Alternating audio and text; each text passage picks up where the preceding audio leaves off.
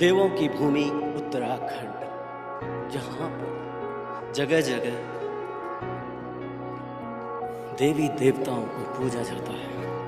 Hello दोस्तों, where is Bharat में आपका स्वागत है।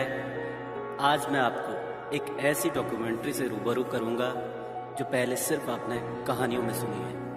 ये डॉक्यूमेंट्री है राजा रघुनाथ यानी भगवान राम। जैसा कि कुछ लोग मानते हैं, महासु के ही एक रूपों में राजा रघुनाथ को भी माना जाता है। मैं इस यात्रा वृत्तांत के बारे में आपको विस्तार से कुछ जानकारी दूंगा। उसमें जो भी त्रुटियां होंगी क्षमा कर दीजिएगा और कमेंट में मुझे बताएं कि असल में जो जानकारी आपको गलत लग रही है उसके बारे में सही जानकारी आपको क्या लगती है। मुझे ईमेल या कमेंट में बताएं, जिससे मैं आने वाली अगली वीडियो में उसका सही से व्याख्यान कर पाऊँ। जैसा कि मेरी जानकारी के अनुसार उत्तरकाशी जिले के नौगांव ब्लॉक में कोडरपट्टी, जिसमें 27 गांव शामिल हैं, इसी में टांसिया एक जगह जहां पर सबसे पहले पालकी जाती है। यहाँ पट्टी कोटर का सबसे प्रसिद्ध मेला टांसिया का मेला लगता है, जो काफ़ी ऊंचाई पर स्थित है। यहाँ पर लोग दूर दराज से लोग मेले को देखने और उसका लुत्फ उठाने आते हैं। काफ़ी मनमोहक और सुंदर दृश्यों से सजा मैदान, उसी के ऊपर भगवान राजा रघुनाथ की डोली, इसको हमारे यहाँ लोकल भाषा में पालकी भी कहा जाता है। यहीं से इस राजा रघुनाथ की पालकी के इस साल के भ्रमण का विधिवत उद्घाटन होता है। राजा रघुनाथ की पालकी का पूरे 27 गांव बॉर्डर में भ्रमण होता है। इसमें शुरुआत होती है खवंडी से, और किस तरह से खवंडी से होते हुए ऊपरी गोडर और पहाड़ों से होते हुए निचली गोडर के तरफ आते हैं, जिसमें बडोगी और फिर रिखाओं के बाद मातला के लिए प्रस्थान करता है। और मातला से इस डॉक्यूमेंट्री का आगाज कर रहा हूँ। पहाड़ों और पगडंडियों के पुराने समय के रास्ते बने हैं, तो इस तरह से धीरे धीरे गांव की तरफ देवता राजा रघुनाथ को लाते हुए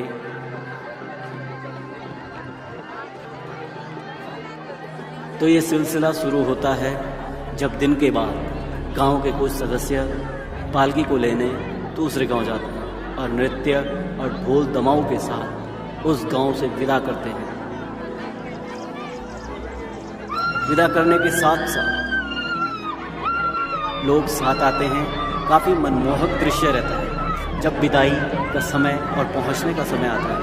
काफ़ी सुंदर और मनमोहक पांडव नृत्य देखने को मिलता है, जिसमें भूत, मसान, देवी देवता सभी लोग एक साथ देव दर्शन के रूप में अपने अंदर कंपन को महसूस करते हैं। और फिर शुरू होता है पांडव नृत्य। कहा जाता है कि इनके साथ सभी भूत, मसान, जितने भी देवी देवता, नाग, शेषनाग, सभी लोग एक साथ दिखाई देते हैं। मुझे कहीं भी इस बारे में कोई जानकारी पढ़ने को तो नहीं मिली। मैंने काफ़ी जगह रिसर्च भी की, पर कुछ नहीं मिला। बस इतना ही सुना है कि पुराने समय में जो राजा महाराजा होते थे वह हर जगह खुद नहीं जा पाते थे। इस वजह से वह अपनी पालकियां बनाया करते थे, जो पर्वतों से होते हुए पूरे इलाके में भ्रमण करती थी। क्योंकि पुराने ज़माने में जो राजा होते थे उन्हें भगवान का ही रूप माना जाता था। ऐसा कहा जाता है कि भगवान ने ही उनको राज करने के लिए भेजा।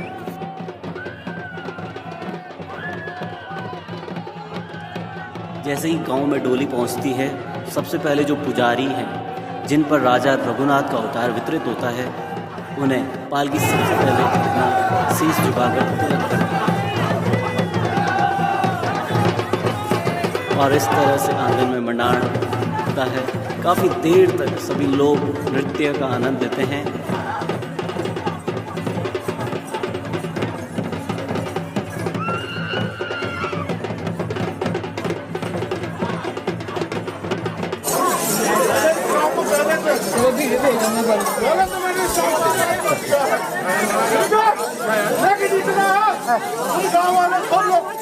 तुम्हारे सब चीजों पर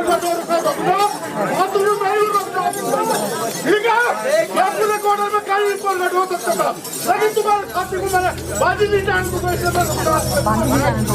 ठीक है, लेकिन इधर मैंने यहाँ पे मैं दोकान खाना फुटे में तो मैं नौकरी मारने वाला तो मेरे खाते हैं ठीक है, अगर तो और बाकी बनाया तो बोले शहर में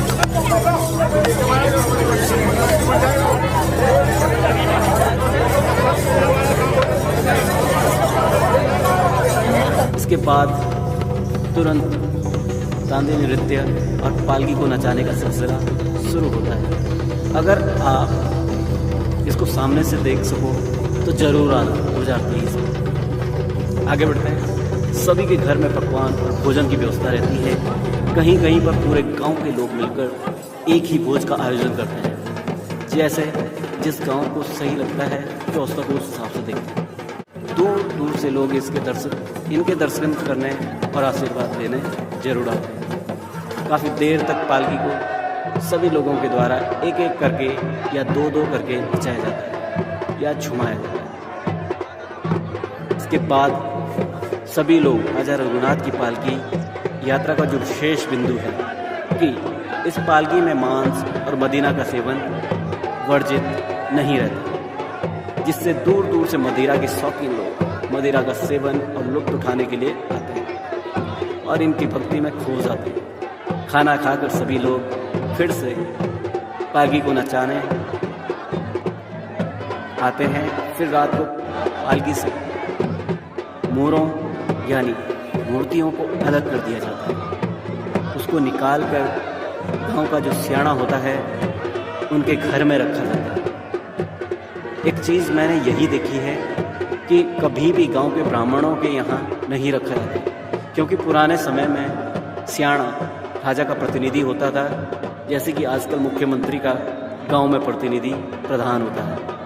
उस समय राजा का जो खास प्रतिनिधित्व होता था वो होता था सियाना। इसी कारण से आज भी जब ये मूर्तियाँ खुलती हैं तो उनको सियाने के घर में रखा जाता है और वहीं और लोग इनका दर्शन करते हैं, चढ़ावा चढ़ाते हैं।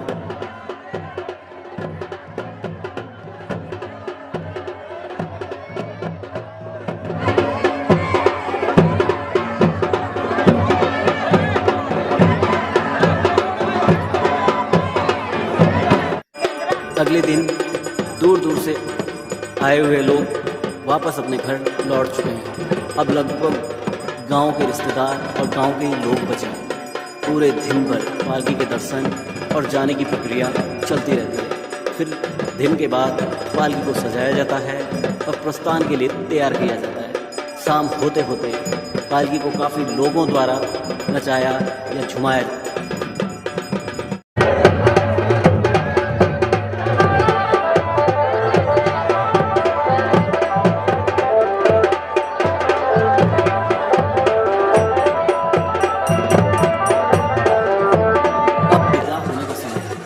काफ़ी कठिन समय रहता है। जब त्योहारों का अंत होता है तो आंखें नम सी हो जाती हैं। काफ़ी चेहरे ऐसे ढीले हो जाते हैं कि अब फिर से वही रोज़ का काम और काम की चिंता में व्यस्त होना, क्योंकि यह एक श्रद्धा और ऊर्जा भर देने वाला त्यौहार है। लोगों को इस त्यौहार का काफ़ी इंतज़ार रहता है। किसी भी त्यौहार या फंक्शन में लोग जाएं या ना जाएं, इस यात्रा में ज़रूर शामिल होने की कोशिश करते हैं, जिससे काफ़ी सारी चीज़ें इस यात्रा वृत्तांत में उनको देखने और महसूस करने को मिलती हैं। मैं कई बार इस यात्रा में आ चुका हूँ, काफ़ी अच्छा लगता है मुझे जब इस तरह की यात्रा वृत्तांत में जाता हूँ। जैसे हमारे उत्तराखंड में विश्व प्रसिद्ध नंदा देवी की यात्रा चलती है, उसमें आज तक तो नहीं गया हूँ, पर आगे जाने की कोशिश ज़रूर करूँगा।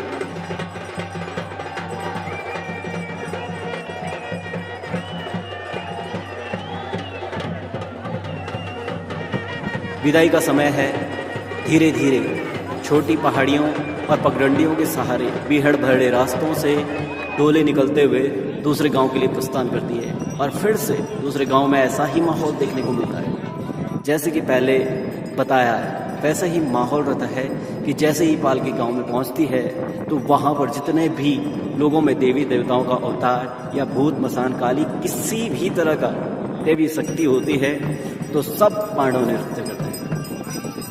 इस बार इस यात्रा में मैंने 4 गांवों की यात्रा की जो काफ़ी सुकून भरी रही, काफ़ी मनोरंजन किया मैंने इन 4 दिनों में। काफ़ी शानदार सफ़र रहा मेरा ये इन 4 दिनों का। आगे बढ़ते हैं। आगे आप लोगों से ये भी आग्रह रहेगा कि आप भी ज़रूर आएँ, इस यात्रा में जाएं, जिससे काफ़ी चीज़ें देखने को मिलेंगी। साथ साथ में एक सुकून देने वाला माहौल मिलेगा। आपको ऐसा प्रतीत होगा कि जन्म जन्मांतर के पापों को पुण्य के रूप में पा लिया है। इस डॉक्यूमेंट्री का सबसे मेन जो मकसद है वो यही है कि जितनी भी अभी तक जो जानकारियां हैं वो अधूरी और तर्कसंगत नहीं है। इसके बारे में किताबों में जिक्र नहीं मिलता। जहाँ कहीं भी लिखा भी हो वहाँ भी कम ही मिलता है, कम ही शब्दों में इसका ध्यान होता है। अभी तक यह हमारे एक लोगों से दूसरे लोगों तक होते हुए बातें पहुंची है। ना किसी ने कहीं पर कुछ पढ़ा है ना कुछ लिखा है, क्योंकि सटीक जानकारी किसी के पास भी नहीं है। मेरा लोगों की भावनाओं को आहत करना नहीं है, बस यह चाहता हूँ कि सही जानकारी लोगों तक पहुँचे। और असल में है क्या, क्यों लोग मनाते हैं, क्यों लोग जाते हैं, क्या क्या इतिहास रहा है, क्या श्रद्धा का पात्र है, क्या है इसके पीछे की कहानी, हर कोई जानना चाहता है। जो भी इसके बारे में अधिक जानता हो वह मुझे मेल कर सकता है। डिस्क्रिप्शन में आपको मेरी ईमेल आईडी मिल जाएगी, आप मुझे कमेंट कर सकते हैं। रवाई जौनपुर घाटी में सबसे मेन कमी जो रही है कि यहाँ की चीज़ें किताबों में कम ही देखने को मिलती है।